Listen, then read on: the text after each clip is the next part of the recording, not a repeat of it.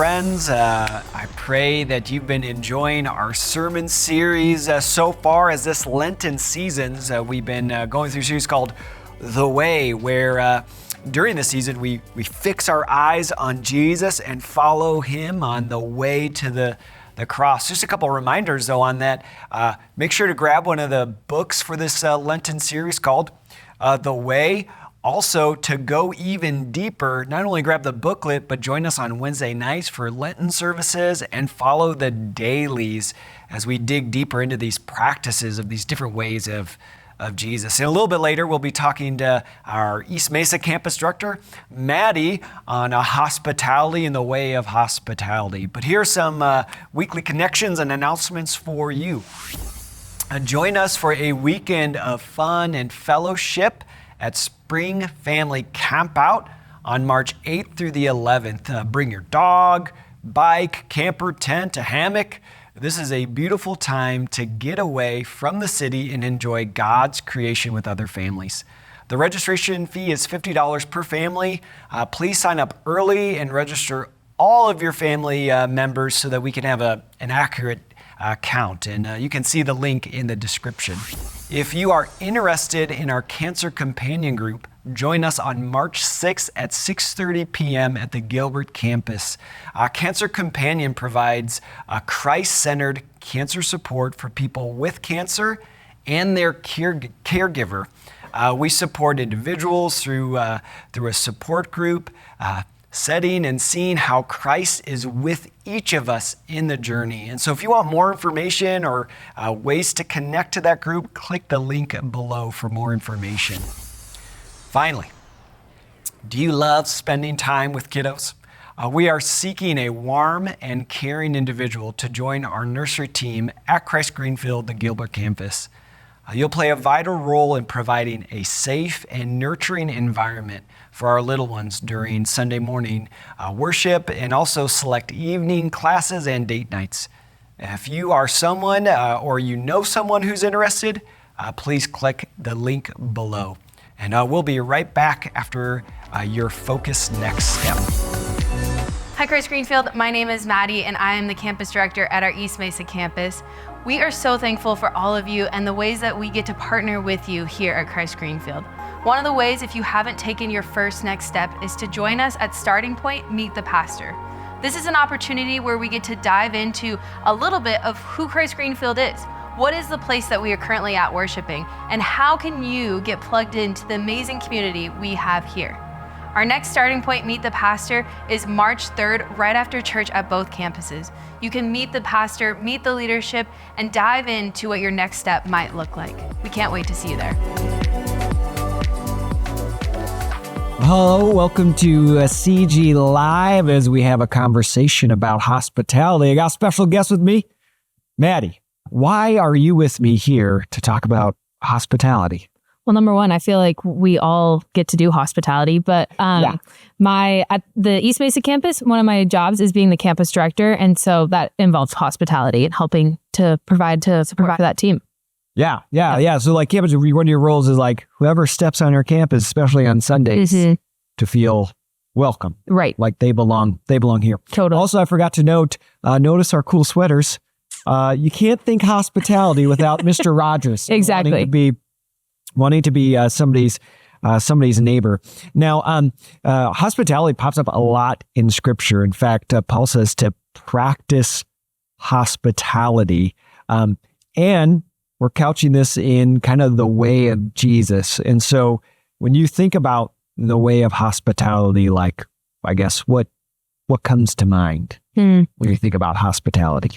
Yeah, I think hospitality, when you think of it outside of a church setting, is just the ability to open your doors and be willing to just really, whoever needs a space to talk or eat or just a space to feel like they can talk about do whatever they need is a great way to show hospitality in your daily life. But I think like the little ways you show hospitality are being a good listener. And I think you see Jesus do that again and again in scriptures, right? Yeah. Like he's always listening and asking and praying and talking through. So, yeah. Yeah. Whenever I think about Jesus, like the way of hospitality initially sounds kind of strange. Right. 'Cause Jesus didn't have a home.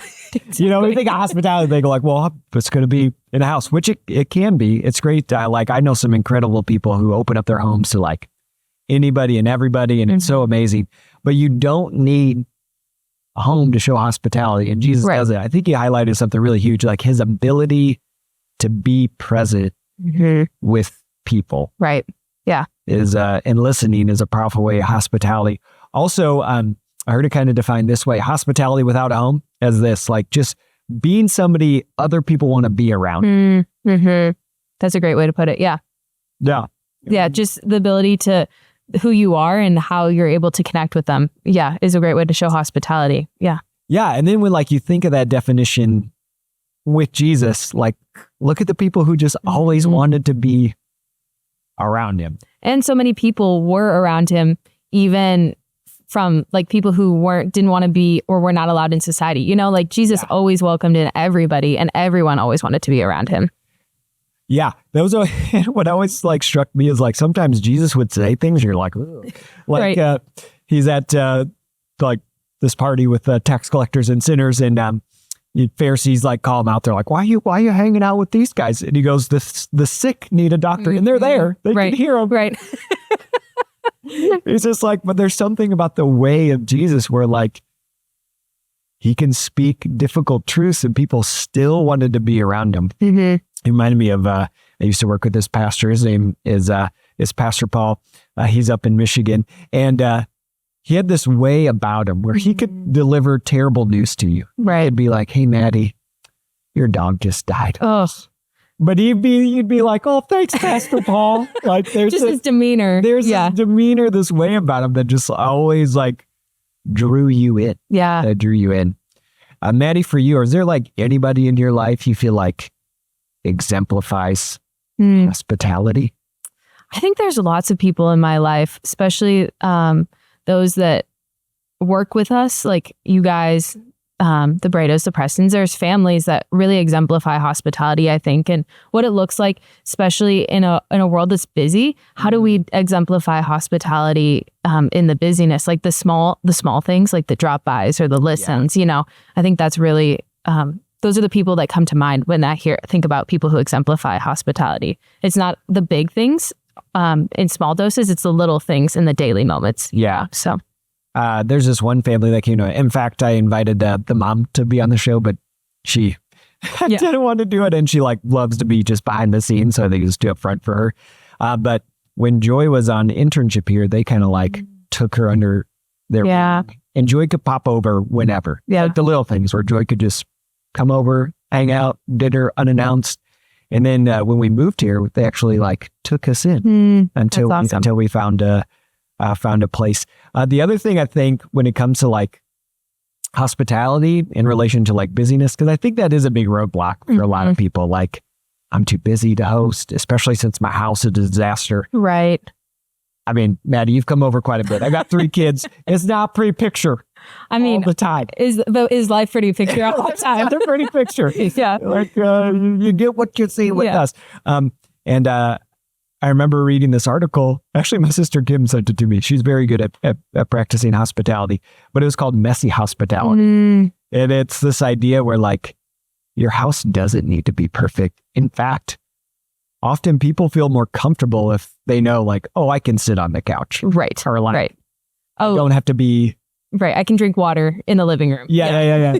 I mean, have you ever been to houses where it's like so pristine and usually it's like all white? I was going to say, my grandma in her house, when we were little, they had a white room. We called it that only because the couch, the carpet, the furniture, all white. But then they had plastic covering over it if we came over. We weren't we weren't allowed in there. So it was very welcoming. Yeah. Super welcoming. Yeah. Yeah, I get it. Yeah. If you want your stuff to say this. But yeah, there are those like, spaces where like, I don't feel welcome. Right. At all. Right. At all.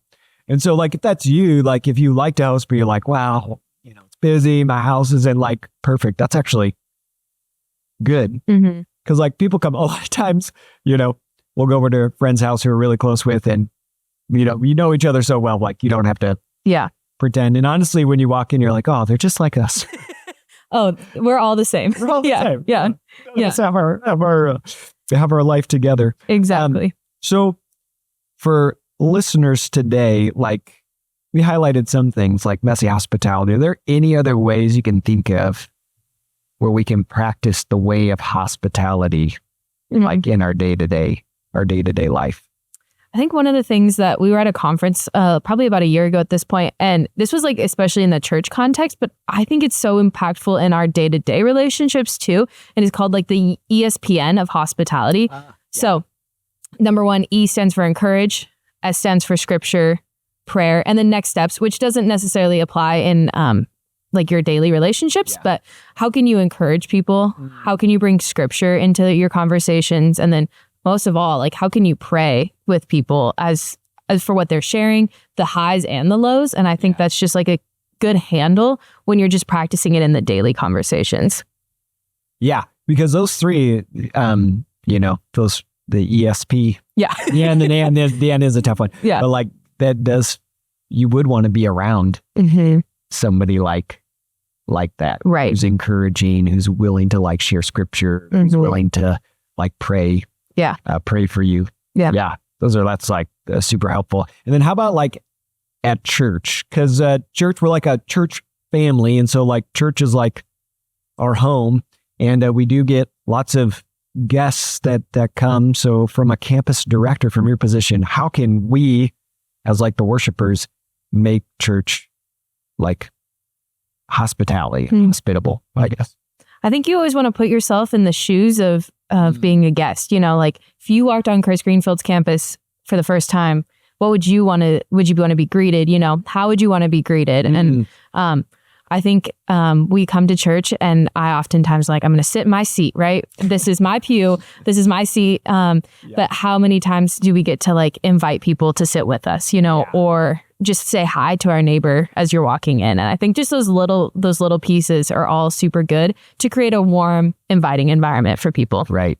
Yeah. I think too, like if you're able to keep your eyes open for somebody who's looking around borderline like a deer in the headlights, right. It usually means they're like a guest, or maybe they're looking for something they just don't know, to be that person to go approach them. And then I learned this trick. I think it was from Pastor Paul. Here it comes up again. Like when you meet somebody, I mean, a lot of times our hesitation to greeting somebody and we don't recognize them is like, well, what if they've been here a long time? Right. And I've kind of been just oblivious. Right. Here is the question you ask. You say, hey, I don't know if we've met before. If we have, I'm sorry, but introduce yourself. And then ask this question: how long have you been coming to Christ Greenfield? That's a great question. Because it leaves it open-ended. Yeah, they could say, well, I've been coming for a couple of years. Like, oh, really? So have we? Sorry. Oh, wow. Yeah. Or it could be, this is my first, time here. Well, then, yeah, what a great first impression for them. Because really, you are what make Christ Greenfield, a place of hospitality. Because people are going to encounter you, more so than even the staff. And so, yeah, just totally open eyes, following the ESPN, ESP. being ready, ESP, Yeah. ESP. No, it is like a real great way. Maddie, anything else? Any other encouragement you want to give? No, I think that's awesome to think about the ways we can be hospitable in where we work, where we play, where we come to church, and it's not just about at church, right? We hear hospitality a lot at church, but it is more than just on a Sunday morning. So I encourage you all on that. And the other encouragement is like when we follow this way of hospitality, right? We get to be the tangible, visible presence of Jesus to the world. And so when we're somebody who people want to be around, guess who they're going to encounter through us? Jesus. And so that's why it's worth going the way of hospitality. And too, just a reminder, if you haven't already, here's like a helpful little booklet that goes through all the different ways of Jesus we've kind of been walking through this series. And in it has different like practices. So like for hospitality, there's different like practices you can try to become more like Jesus in the way you are hospitable towards others. But anyways, Maddie. Yeah. Thanks for joining us and for being my neighbor. Yeah, always. And you too. Thanks for being our neighbors here, and have a wonderful, wonderful day.